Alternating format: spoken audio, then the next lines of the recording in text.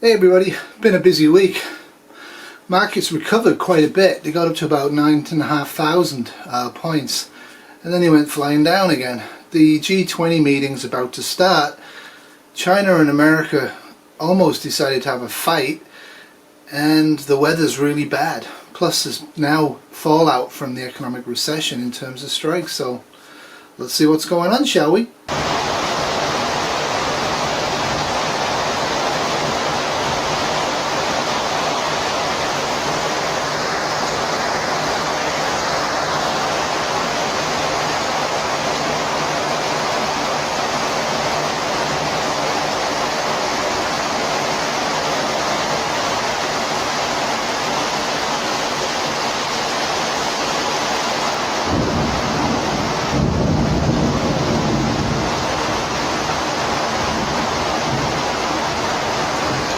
We went from being 80 degrees, 85 degrees about 20 minutes ago to hurricane-like winds.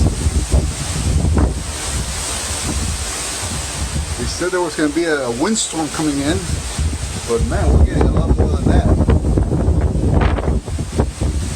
Never seen a change of weather in such a short period of time, especially when there are no hurricanes in the Gulf or anything. It is just amazingly weird. Freaking amazingly weird. Thanks to Christopher Ellis and Insight Freedom for those videos. Yeah, the weather's certainly been really odd. We had really hot temperatures yesterday, almost 90 Fahrenheit, beautiful sun, and today it's like low 60s and raining all day. The dogs hate this kind of a weather. Hopefully the farming in the Midwest can get going, but I'm hearing they're having problems. I'm hearing Ohio's having issues with corn planting and haymaking. It's wet, unless you happen to live in the West Coast. No surprise the French ferry and dock workers went on strike this week, indefinite strike, and there's quite a bit of violence breaking out there, which is very sad. And as you can see at the end of this, people are actually taking advantage of this.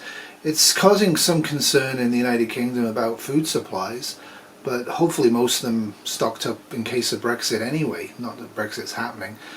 Anyway, stay safe everybody. Make sure you got some food and water and can heat yourself. It's getting kind of frazzled out there.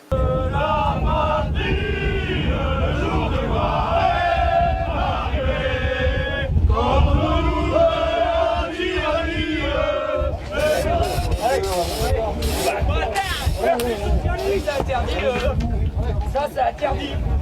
Ça c'est interdit.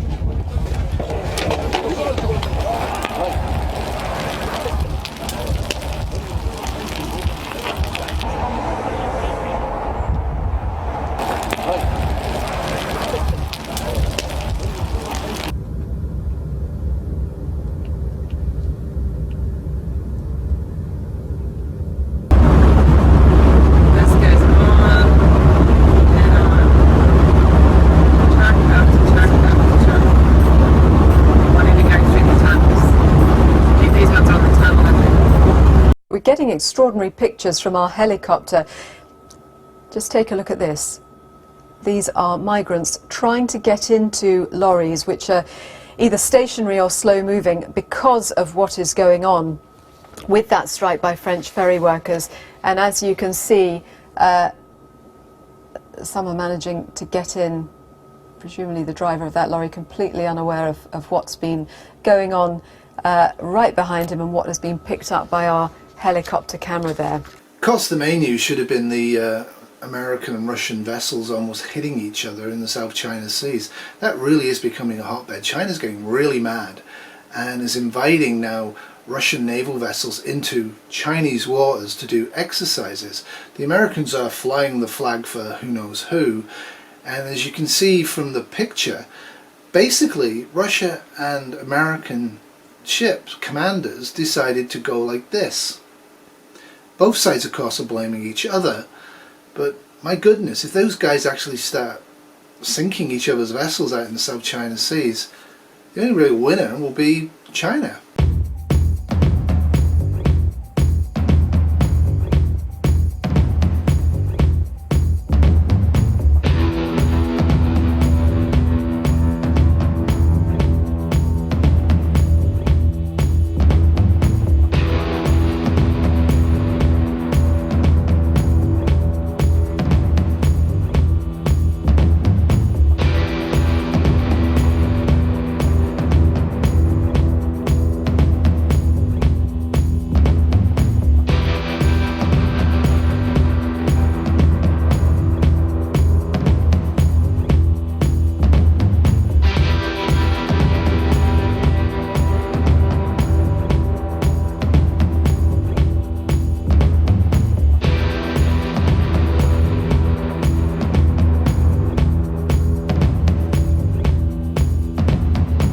course, I, like everybody else, are putting my hopes that the G20 meeting will actually get to grips with the recession we're having and get some work going. It's pretty bad here.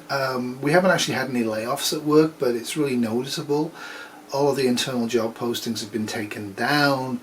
All the managers have been asked to look for 5 to 20% of their budgets to be cut, and the only way you can do that in healthcare is to cut people, and the only effect of that, realistically speaking, is longer waiting lists, and people die on waiting lists. But I guess if there's no money, there's no money. We're still waiting for the provincial government's budget, and that's rumoured to be pretty drastic. I agree with the sentiment here that the best that could come out of the G20 is a sort of undertaking to begin negotiations again.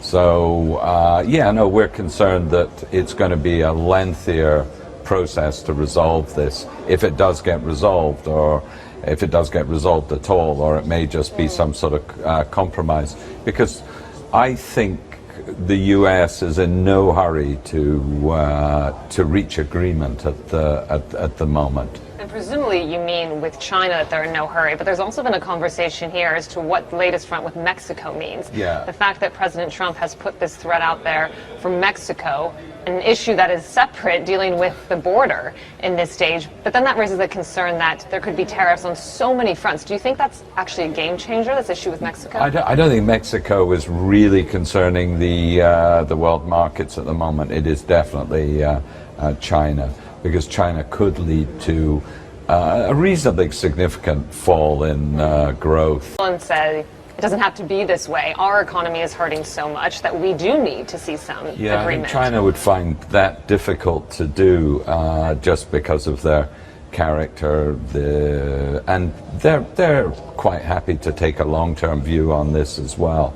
So I think they feel they could probably suffer the pain longer. But so it's looking more like an impasse than it did 2 or 3 months ago. Interesting. Is that your impression from being in China, meeting with people doing business there? They feel that they will support President Xi in this fight. Yeah, I think so. I think definitely, and that's why I think if we could get an undertaking this at the G20, at least to start talking, I think that would be beneficial. Of course, the ongoing diplomatic row between Canada and China has got much worse this week. China actually kind of didn't formally withdraw, but removed their ambassador to Canada. So Canada and China no longer have official ambassadorial links at this point.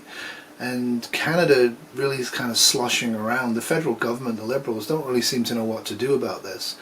The big mistake was arresting somebody when there was no arrest warrant.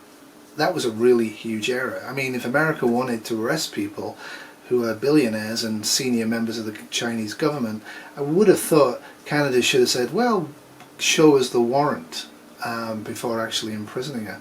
That's gonna, unless we let it go, I can't see China letting this one go. And they are certainly hitting back right now, trying to cut back on Canadian imports into China, which will have a dramatic effects to us, especially because we don't have the greatest relations with America anymore. When will the Prime Minister finally start treating this crisis with the seriousness, the urgency, and the attention that it requires? But we will keep on pushing our point with China, because this is about science. It should not be about politics. They've had no plan for 6 months. I think Canadians should be rightly concerned. We are continuing to think about ways that we can move forward, but there are some difficult constraints. As a deep diplomatic rift between Canada and China stretches into its 6th month, CBC News has confirmed China's top official in this country is leaving. First reported by the National Post, China's ambassador, Liu Shai, has been reassigned to France, which means neither country will have a permanent ambassador in place at a time of very fractured relations. Liu has been severe in his criticism of the federal government here. So what does his departure mean for the ongoing diplomatic dispute? About that in the past, but it could get even worse. I mean, It's one of those things where it's very easy to stand up and say, well, the Canadian government needs to fix this. It's less obvious what the solution here is. It's very easy to say that, Canada needs to get tough, but at the end of the day, China can get tougher. You've seen the foreign minister and the prime minister trying to reach out to build this sort of coalition of other countries to sort of support Canada and to show that, China picking this fight with Canada is going to have other consequences. But again, they seem to be running up against this fact, this basic power imbalance. With the Dow recovering to about 10,000, everybody in the States is saying, economy's strong, there's no issues, there's no problems, this is just a temporary blip. Well, I hope they were right, but certainly around the rest of the world, we're all shivering in the dark right now because it's not looking that great here. All of the governments are broken, they're all looking to make more money, but they don't quite know how to. And if they do follow the tariff route, that could be absolutely dramatic. Here's a little bit on the effects of China.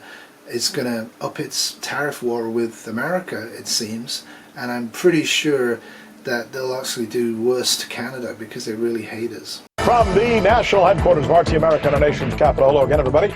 I'm Rick Sanchez. I want to begin tonight with a sound bite that seems on its face to be very aggressive. Here is U.S. Secretary of State Mike Pompeo in the Netherlands talking about China. China wants to be the dominant economic and military power in the world, spreading its authoritarian vision for society and its corrupt practices worldwide. If those are not fighting words, then what Mr. Pompeo says next may prove to be. The Secretary of State, quote, smeared China, that's the word headlined in today's USA Today, by the way, by bringing up a delicate subject from 3 decades ago. Pompeo used the Tiananmen Square incident to suggest that China is neither open nor tolerant. And this time, China's foreign ministry fired back. Any attempts to intervene in China's internal affairs and undermine China's stability are doomed to fail. The nonsense that daydreamers keep talking will definitely be swept into the garbage dump of history. And by the way, China did not stop there.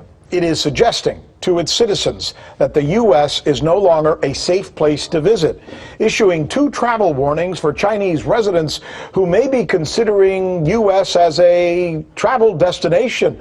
The warning spells out the U.S.'s high crime rate, and it also warns that Chinese citizens are being harassed by immigration authorities and police. That's what they say. Why is that important?